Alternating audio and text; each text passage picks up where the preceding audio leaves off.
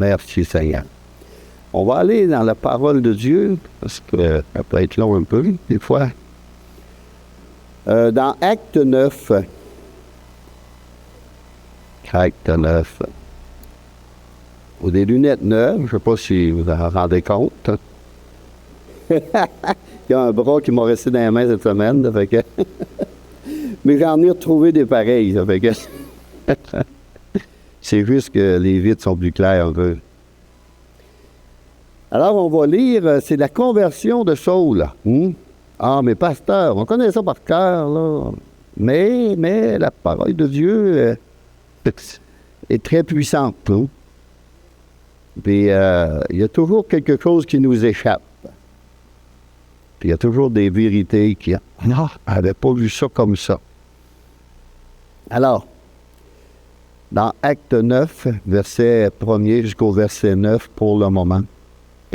Cependant, Saul respirait encore la menace et le meurtre contre les disciples du Seigneur. Se rendit chez le souverain sacrificateur et lui demanda des lettres pour les synagogues de Damas. Les synagogues, il n'avait pas vu ça, hein, il y en avait plusieurs.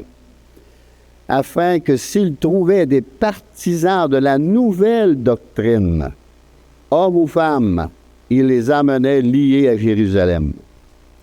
Comme il était en chemin et qu'il approchait de Damas, tout à coup, une lumière venant du ciel resplendit autour de lui.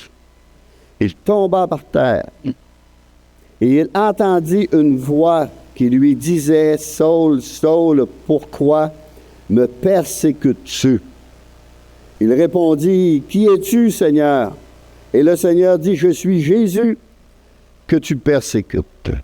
Il te serait dur de regimber contre les aiguillons. » Les aiguillons regimber contre les aiguillons. Avant ça, il y avait un fouet avec une corde puis des petites épines au bout, puis il frappait les chevaux avec ça, puis il dirigeait. Tremblant et saisi d'effroi, il dit « Seigneur, que veux-tu que je fasse? » Et le Seigneur lui dit, « Lève-toi, entre dans la ville, et on te dira ce que tu dois faire. » Les hommes qui l'accompagnaient demeurèrent stupéfaits. Ils entendaient bien la voix, mais ils ne voyaient personne. Saul se releva de terre, et quoique ses yeux fussent ouverts, il ne voyait rien. On le prit par la main, on le conduisit à Damas. Il resta 3 jours sans voir, il ne mangea ni ne but. J'aimerais bien rajouter, il priait. Il priait. Amen. Seigneur, peux-tu nous parler par ta parole encore? Cette parole qui est vivante, Seigneur, tranchante, puissante, pénétrante. Oui, Seigneur, parle-nous par elle. Instruis-nous par elle. Relève-nous par elle. Encourage-nous par elle. Édifie-nous par elle. Fortifie-nous par elle. Ô précieux Jésus, que notre foi augmente, Seigneur. Que notre foi augmente. Dans le nom de Jésus, je prie. Amen. Alors, toutes les religions des hommes réclament un effort pour se conformer à leurs exigences extérieures. De l'extérieur, extérieurement. Mais le christianisme, lui, part de la régénération, de l'être intérieur, de la nouvelle naissance, la renaissance, une vie nouvelle, une vie transformée par le Seigneur. Ça se passe à l'intérieur.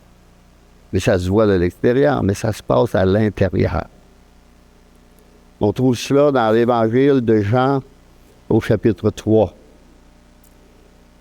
Même un homme inconverti comme Paul peut vivre une vie irréprochable aux yeux des hommes en observant scrupuleusement la loi. Mais un homme converti au christianisme est quelqu'un dont le cœur est entier, tout entier. Il s'est tourné vers Dieu entièrement, corps, âme, esprit.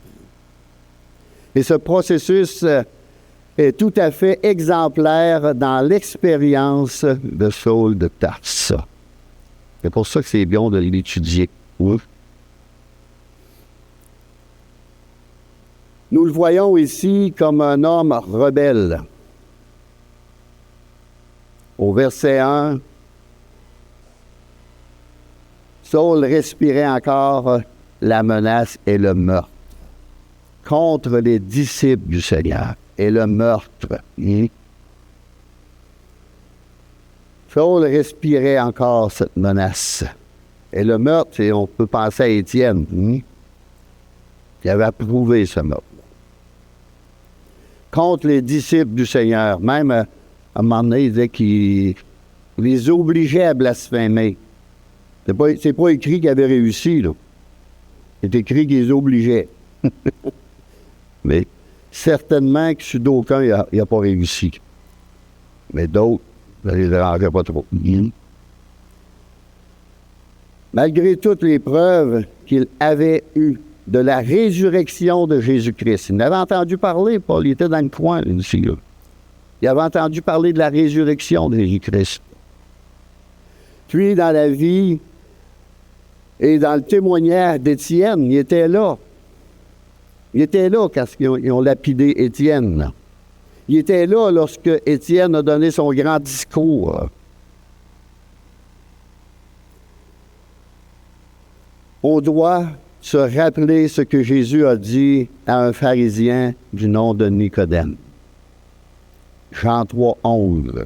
« Et vous ne recevez pas notre témoignage. » Et vous ne recevez pas notre témoignage.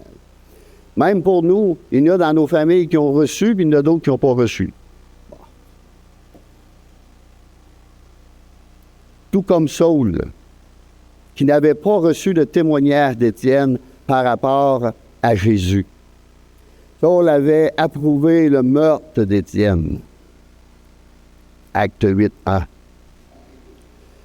Ce qui prouve que la mort triomphante d'un chrétien suffit rarement à venir à bout de la dureté du cœur humain, même devant le plan du salut. Le cœur humain est dur, il est dur, ferme.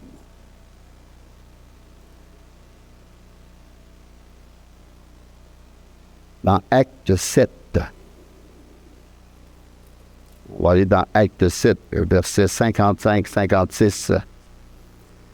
Mais Étienne, rempli du Saint-Esprit, et fixa les regards vers le ciel, vit la gloire de Dieu et Jésus debout à la droite de Dieu.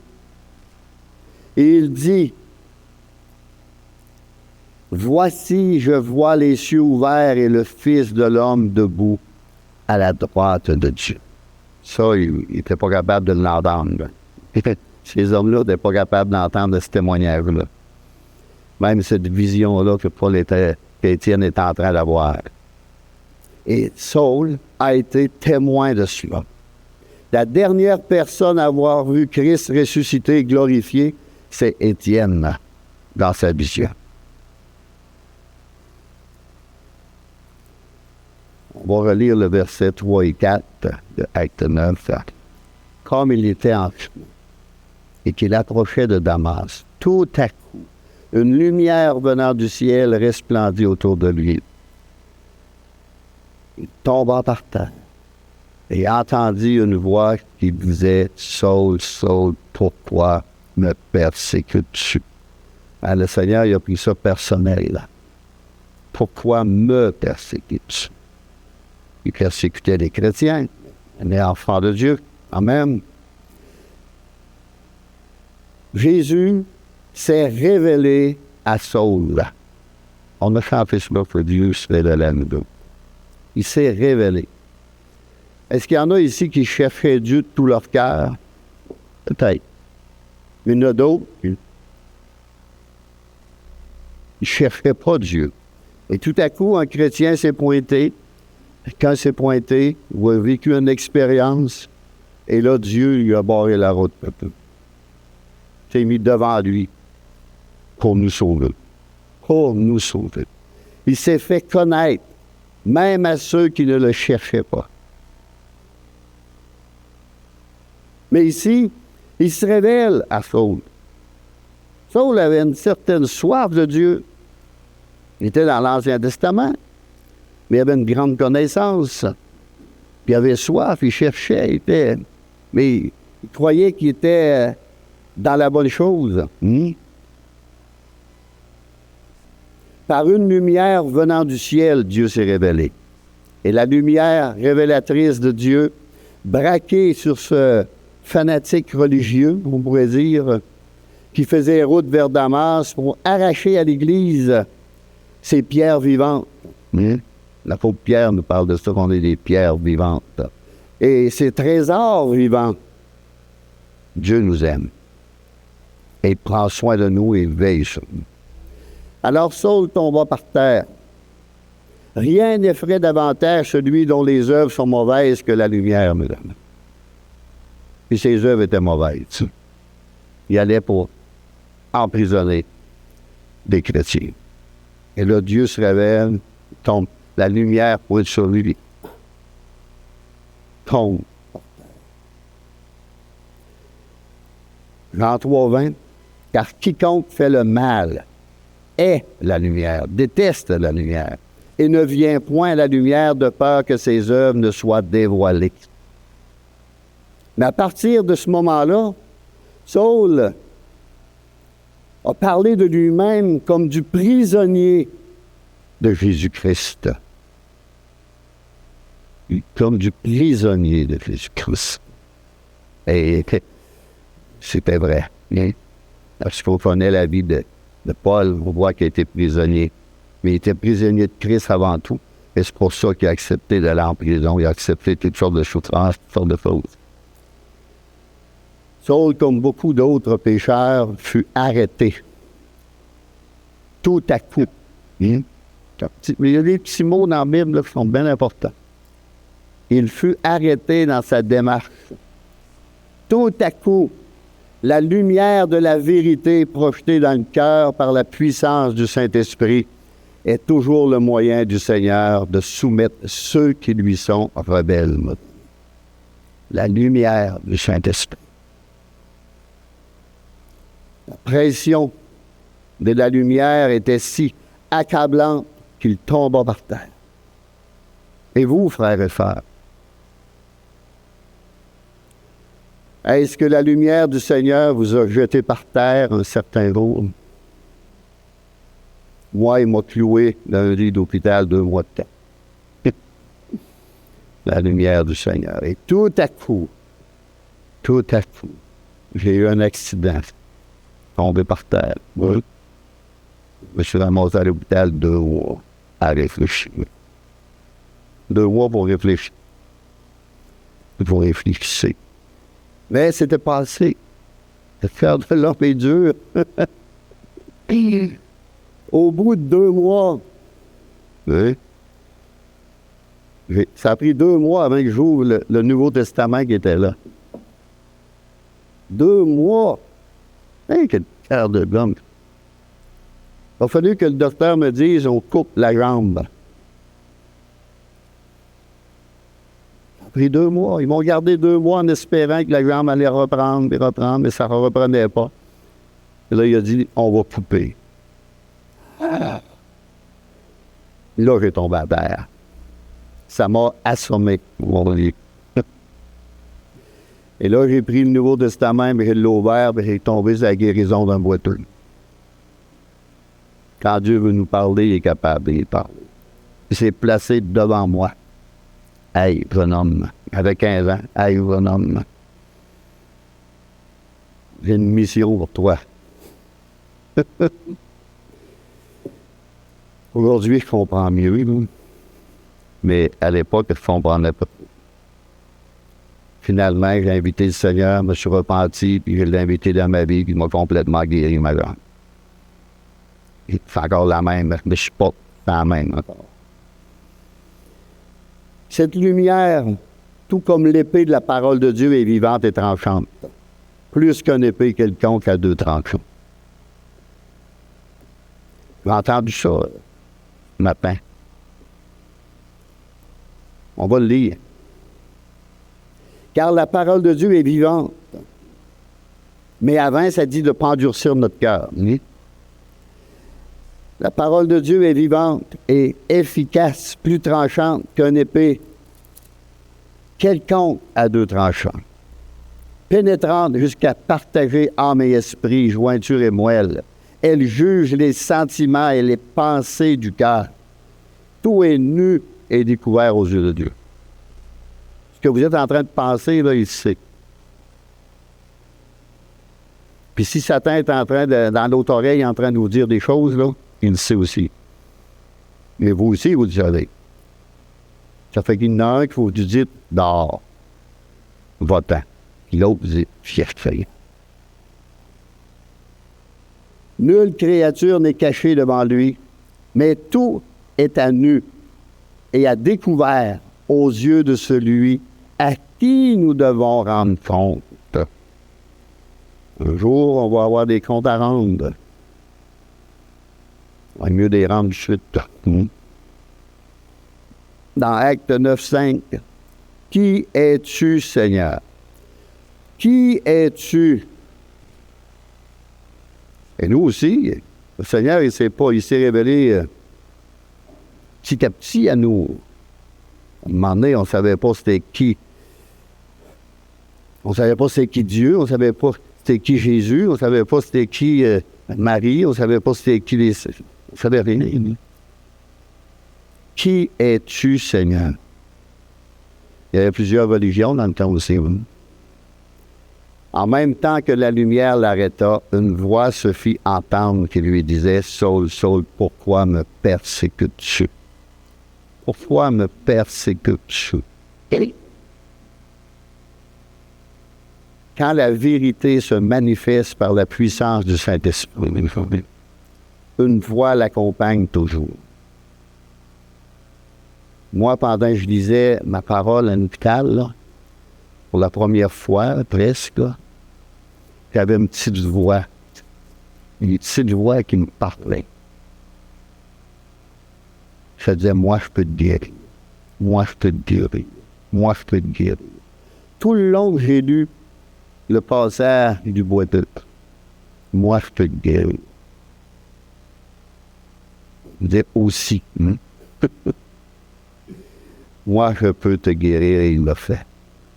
Une voix accompagne. Afin de faire ressentir aux pécheurs que c'est Jésus lui-même, à Jésus lui-même qu'il a affaire. On a affaire à Jésus. Qui es-tu, Seigneur? Cette question révèle le terrible aveuglement du cœur et de l'esprit de Saul. Qui es-tu? Il ne connaissait pas Jésus. Il ne connaissait pas le Seigneur. Comment aurait-il pu le connaître et vivre en le combattant? Parce que là, il combattait le Seigneur. Il était contre le Seigneur. L'expérience d'Étienne était très différente. Il connaissait son Dieu et son Dieu le connaissait. Étienne vit Jésus debout à la droite de Dieu. J'ai entendu ça dans les prières ce matin. Jésus debout à la droite de Dieu. Jésus souhaite la bienvenue à son premier martyr, qui avait confessé Christ devant les hommes et défendu la foi. Christ honore son serviteur et le confesse devant son Père céleste aussi. Jésus est là qui l'attend. Dernièrement, on priait pour quelqu'un qui avait perdu sa mère, mais était chrétienne. Et Jésus est là qui l'attend. Oui, c'est triste pour la personne de ne plus être avec sa mère ou quoi que ce soit. Mais pensons où elle est. Ça, toute une consolation. Puis un jour, on va le retrouver. On va retrouver ces personnes-là. Si ils ont persévéré jusqu'à la fin. Mais elle avait persévéré jusqu'à la fin. Quel encouragement pour chacun de nous, croyants. Pas un encouragement pour les païens, c'est un encouragement pour les croyants. Le Sauveur est prêt, en tant qu'intercesseur et avocat, à accueillir tous les croyants fidèles qui sont aux portes de la mort. Pas d'avoir aucune crainte de la mort. On ne devrait pas avoir de crainte de la mort, madame. La crainte de la mort, ça, c'est avant qu'on soit sauvé. Jésus est venu pour nous enlever la crainte de la mort. Parce qu'on sait où on va. Il est vivant, il est ressuscité. Et il a été glorifié. Et il a un corps glorieux. On va avoir le même corps. La lumière du Seigneur conduira certainement tout chercheur honnête à lui. Il faut être honnête, il faut être vrai, il faut être sincère. Jean 1, 9. Cette lumière était la véritable lumière qui, en venant dans le monde, éclaire tout homme. Seigneur, éclaire-moi. Seigneur, montre-moi. Seigneur, parle-moi. Seigneur, conduis-moi, dirige-moi. Révèle-toi à moi. Rien ne nous empêche de faire des prières de même. Dieu veut qu'on fasse des prières comme cela. Et il va le faire. Si on est sincère, il va se révéler. Qui es-tu, Seigneur? Saul commence à reconnaître la divinité de Jésus. Il sait qui il est.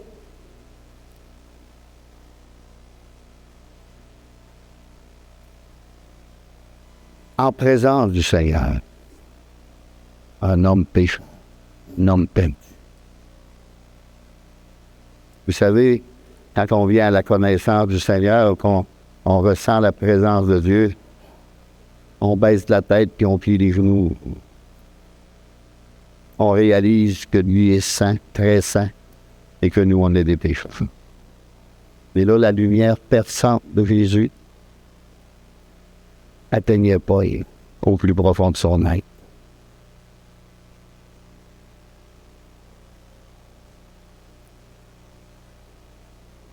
Jésus.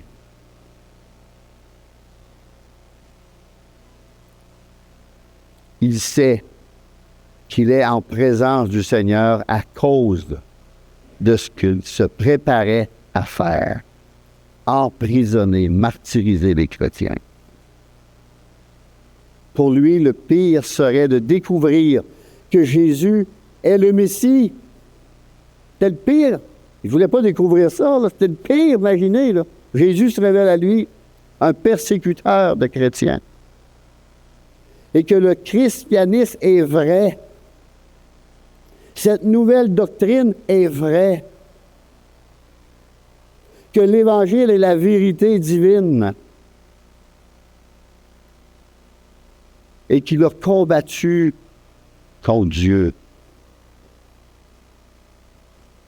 En entendant les paroles, « Je suis Jésus que tu persécutes ». La lumière de la vérité se confirme dans son âme et réalise qu'il est du mauvais côté de la clôture ou de la porte. Là, il réalise pleinement. Pauvre de moi. Pauvre de moi. Misérable que je suis, il dit à une place. Ce Jésus, qu'il croyait mort, est de toute évidence vivant et ressuscité. Comme lui disait Étienne. Sais-tu comment il avait été témoigné? Dieu prépare toujours les terrains. Il avait été témoigné par Étienne. Étienne était face à une vision. Et Paul lui a dit, il est fou, fou, fou. Mais là, Jésus se révèle à lui. On a ravalé, nous aussi. Nous aussi, on veut. Fonction. La première fois, il était dans une église chrétienne. Il y en a qui s'élevaient pour témoigner. Dieu m'a parlé. Oh, malade, lui. Dieu lui parle. C'est la grève que Dieu lui parle. C'est tout. Je comprenais pas, là. Pas longtemps après, il dit, Dieu m'a parlé. Moi aussi, il me parle, si on ouvre la parole. Mais il m'avait parlé par la prédication du pasteur ce matin-là. Et le Seigneur ajoute aussi, il te serait dur de régimber contre les aiguillons, contre le vrai maître. Le maître des maîtres, le Seigneur des seigneurs, le Dieu tout-puissant. La résistance de Saül, Saül, Saül, un autre, qui a résisté, pas de la bonne manière. La résistance de Saül a anéanti, complètement anéanti. Et il a pu dire après, on va les lire, à Timothée, chapitre 1, pas tout lire à la maison, vous pourrez tout lire le livre même.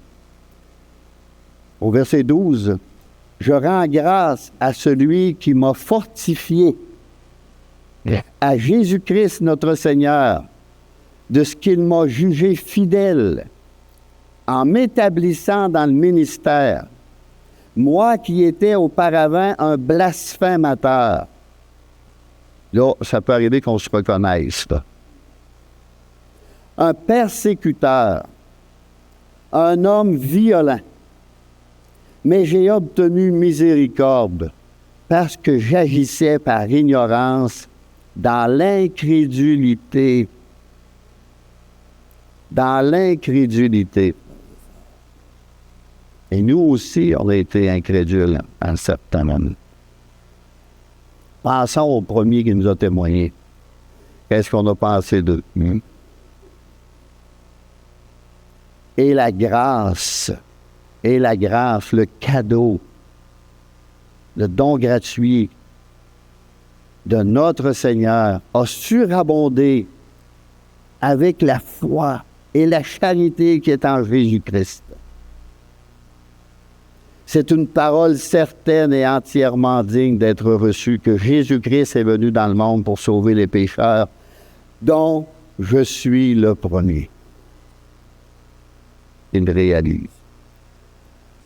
Mais j'ai obtenu miséricorde afin que Jésus-Christ fût voir en moi le premier de toute sa longanimité,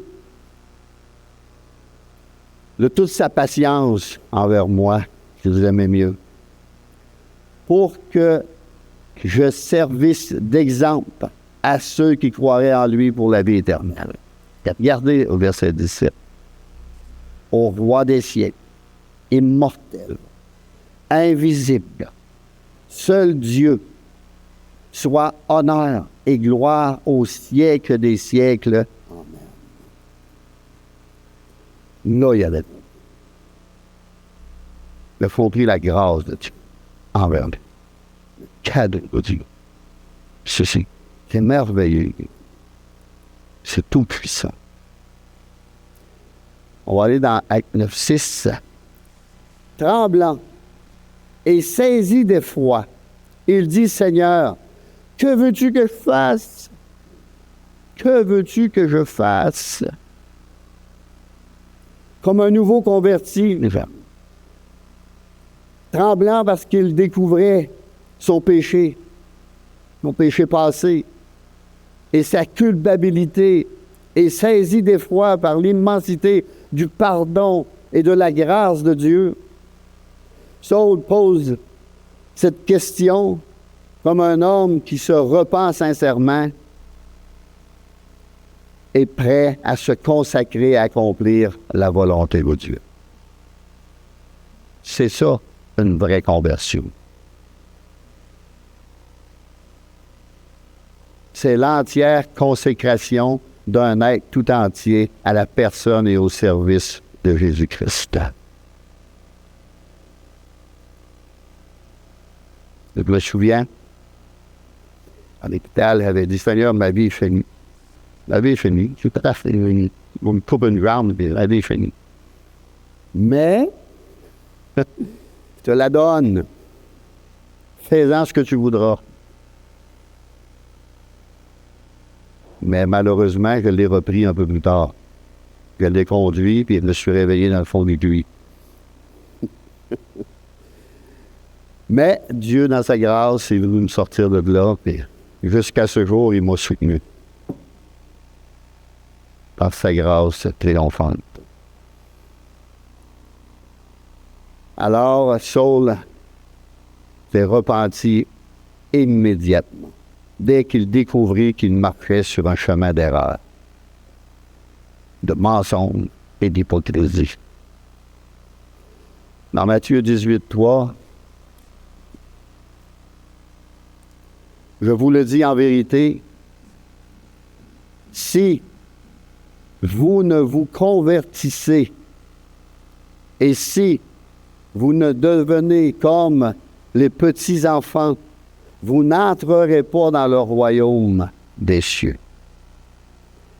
Et dès que Saul devint un disciple, il se laisse conduire par Christ docilement comme un enfant, mes amis. Le verset 8, Saul se leva de terre, et quoique ses yeux fussent ouverts, il ne voyait rien. On l'a pris par la main et on l'a conduit. C'était pas l'homme de se conduire dans sa vie. C'était tout un Paul. Il avait une réputation là, très grande. Très grande. Et tout le monde, en entendant son nom, là, tous les chrétiens tremblaient. Ils n'avaient peur. Mais Dieu est intervenu. C'est sûrement qu'ils ont prié. Il y en a qui ont prié pour lui. Il y en a tellement qui ont dit, Seigneur, tue ça au plus vite. Voyons, ça c'est le raisonnement humain, ça. Pas sauve-le. Pas sauve-le. C'est impossible, un homme de même, c'est impossible, là. Voyons, c'est impossible. Un jour, un jeune homme me fait venir à la maison, il était sur le point de divorcer. Il n'était plus capable d'endurer sa femme, et elle ne l'endurait plus non plus. Mais j'ai dit, il n'y a rien d'impossible à Dieu. Ah! J'ai dit, ah! Ouais. Bon, j'ai dit, je vais prier, mais on verra. J'ai prié, puis quand on est revu, hey, ça s'est arrangé! Ça s'est arrangé! Il dit, il me semble que c'est impossible. Parce que c'était quelqu'un qui avait déjà connu le Seigneur dans le passé. J'étais moins gêné avec. Mais c'était réconcilié. C'est impossible aux hommes, mais possible à Dieu. À la fin du verset 11, nous lisons « Car il prie. Car il prie. » Saul avait souvent récité des prières en tant que pharisien. Et maintenant, il prie. Il y a une différence, une grande différence entre réciter des prières et prier. Les prières, souvent, on les lit. On les a appris par cœur. Mais là, il prie. Pour la première fois, il prie. Maintenant, son cœur régénéré désire ardemment être en communion avec son Seigneur ressuscité, qui vient de se révéler à lui. Il veut du parler. Une communion. Une communion à sa main. Un jeune converti a dit un jour, avant ma conversion, je ne priais qu'à moi-même. Mais maintenant, je prie Dieu. Ceux qui ne connaissent pas Jésus-Christ, leur sauveur personnel, ne peuvent s'approcher de lui qu'avec les lèvres. Qu'avec les lèvres. Mais ils ne savent pas qui il est. Ils ne connaissent pas celui qui nos prières sont adressées. Et on peut dire que Saul, de blasphémateur qu'il était, est devenu un vrai adorateur. Et pour la plupart de nous, ceux qui sont québécois du moins, parce qu'on a appris à sacrer, blasphémer, comme le texte de corps le disait, avec marquer. C'est ce qu'on entendait dans notre couchette parce qu'on était petits. On n'avait pas encore appris à parler, qui marchait. On va lire dans Acte 9, verset 10 à 18. Or, il y avait à Damas un disciple nommé Ananias. Le Seigneur lui dit dans une vision, Ananias. Il répondit, me voici, Seigneur. Regardez la manière que le Seigneur travaille. C'est ça qu'il faut regarder. Alors, cet homme-là est en train d'avoir une vision.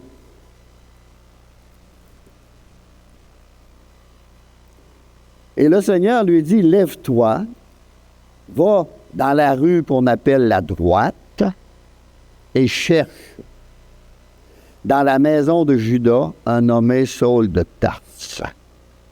Alors là, le Seigneur, il parle. Je connaissais les exploits de Saul de Tarse. Car il prie.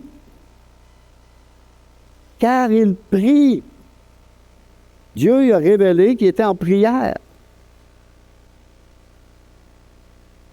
Et il a vu en vision un homme du nom d'Ananias qui entrait et qui lui imposait les mains afin qu'il recouvrait la vue. Dieu parle aux deux. Il prépare le cœur, parle aux deux. Parle à un de sa mission, puis l'autre le sait. L'autre, il prie pour ça. Ananias répondit, Seigneur, j'ai appris de plusieurs personnes tout le mal que cet homme a fait à tes saints dans Jérusalem. Et il est ici. Et il y a ici des pouvoirs de la part des principaux sacrificateurs pour lier tous ceux qui invoquent ton nom. Mais le Seigneur lui dit, va, car cet homme est un instrument que j'ai choisi pour porter mon nom devant les nations, devant les rois et devant les fils d'Israël. Et je lui montrerai tout ce qu'il doit souffrir pour mon nom. Ananias sortit, et lorsqu'il fut arrivé dans la maison, il imposa les mains à Saul, en disant, Saul, mon frère. Wow! C'est parce qu'il avait eu la vision. Saul, mon frère, le Seigneur Jésus qui t'est apparu sur le chemin par lequel tu venais, m'a envoyé pour que tu retrouves la vue et que tu sois rempli du Saint-Esprit.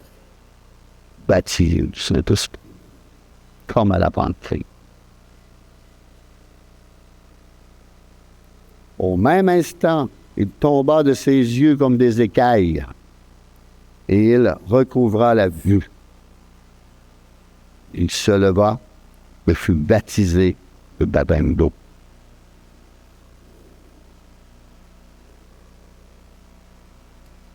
Toute une conversion.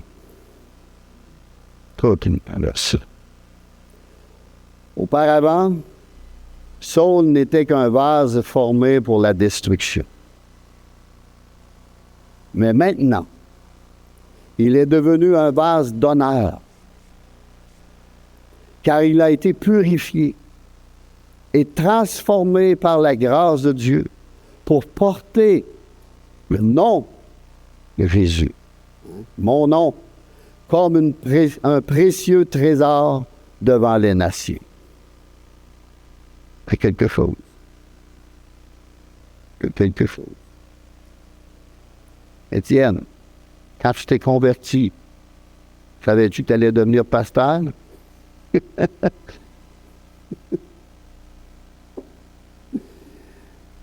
François, savais-tu? Réal, savais-tu? Moi non plus. Moi non plus. On a obéi tranquillement au Seigneur, on s'est soumis, on s'est consacré, on s'est donné, on a étudié. Fais de moi ce que tu veux, Seigneur. À quel autre irions-nous qu'à toi? Tu as les paroles de la vie éternelle. Et nous avons cru et nous avons connu que tu es le Christ, le Fils de Dieu. En tant que vase, Dieu le rendit solide, inébranlable, car il était destiné à beaucoup souffrir pour le nom du Seigneur Jésus et du Sauveur. Beaucoup souffrir.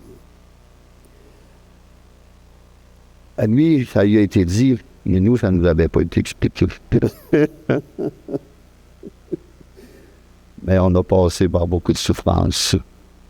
Tous les hommes de Dieu passent par des souffrances, beaucoup de souffrances, persécutions, avec toutes sortes de choses. Mais jamais abandonné par Dieu. Il fut souvent éprouvé, mais non détruit. Oui. Comme un vase, il fut rendu utilisable pour le service du Maître, en étant rempli du Saint-Esprit. Nous portons ce trésor dans des vases de terre, dans notre corps, afin que cette grande puissance soit attribuée à Dieu et non pas à nous. Et non pas à nous. Et non pas à nous. La conversion de Saul de Tarse et son équipement pour le service de Christ ont été donnés en exemple à ceux qui croiraient en lui pour la vie éternelle.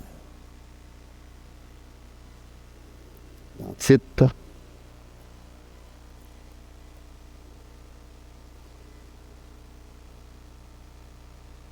Le chapitre 3. Le verset 3. Car nous aussi, nous étions autrefois insensés, désobéissants, égarés, asservis à toute espèce de convoitise et de volupté, c'est choses sexuelles, vivant dans la méchanceté et dans l'envie, dignes d'être haïs et nous haïssant les uns les autres. Qu'on était. Pas ce qu'on est présentement, là. Ce qu'on était. Si vous n'êtes pas rendu là, il y a un problème. Mais lorsque la bonté de Dieu, notre Sauveur, et son amour pour les hommes ont été manifestés en Jésus-Christ, qu'on pourrait ajouter ici, il nous a sauvés.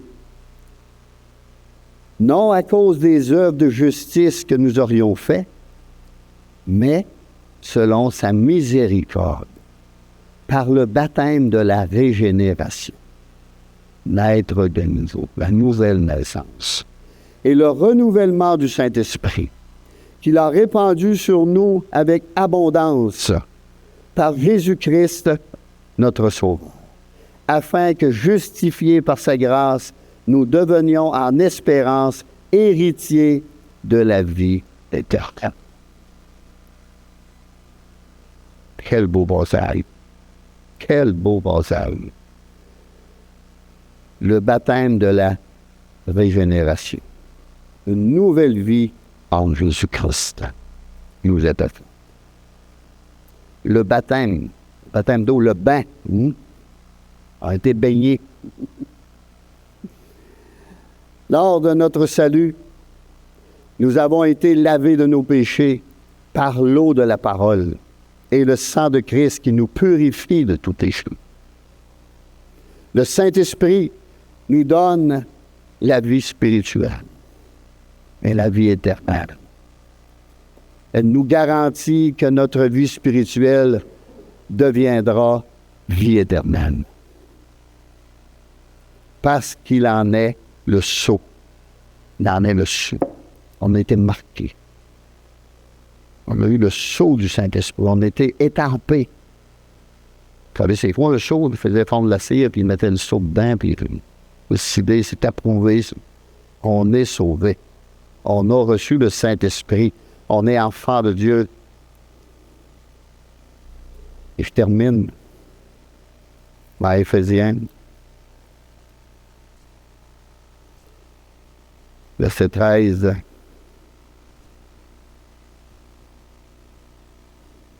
Et 14. En lui, vous aussi, après avoir entendu la parole de la vérité, l'évangile de notre salut, en lui, vous avez cru et vous avez été scellés du Saint-Esprit qui avait été promis, lequel est un gage de notre héritage.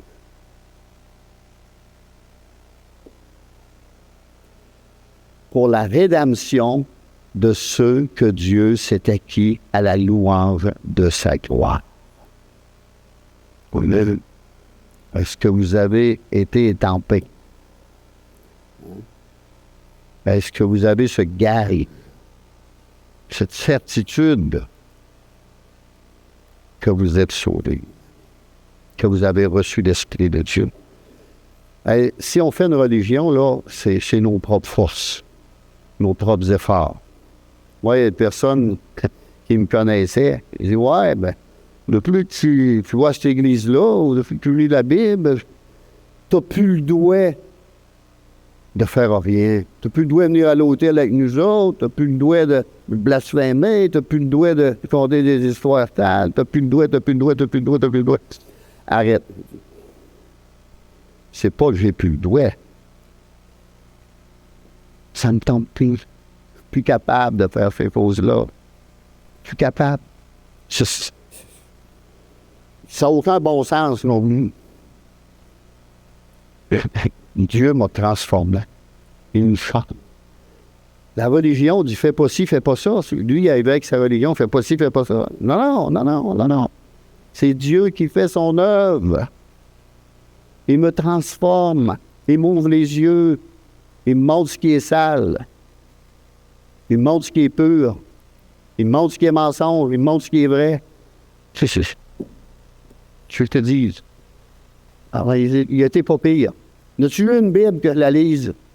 Je lui ai donné une Bible, il est parti avec. Mais je ne pense pas qu'il l'ait lu. Il l'a donné à son père, puis je visitais son père, puis j'allais la lire à son père. Mais, sur le lit de mort, il m'a fait revenir. Puis accepter le Seigneur avec mon épouse. J'ai emmené une prière de repentance. Parlait pendant que je distrayais sa femme, qui est morte aujourd'hui, hein, pour pas qu'elle nous empêche de prier avec, parce qu'elle ne voulait pas. Lui, il voulait, mais elle ne voulait pas. Bon, on ne voulait pas qu'il y ait une chicane de ménage là, non? Alors, moi, j'ai parlé à elle pendant que ma femme le conduisait vers le salut, le chemin de l'éternité. Après ça, il s'est éteint. Un jour, il va le revoir. C'est ça qui est beau, notre Seigneur. Ça finit pas là. Alors, un beau verset, là. Car Dieu a tant aimé le monde, il a donné son Fils unique, afin que quiconque croit en lui ne périsse pas, celui qui n'aille pas en enfer, mais qu'il ait la vie éternelle. Amen. Précieux. J'inviterai les musiciens à venir. Peut-être.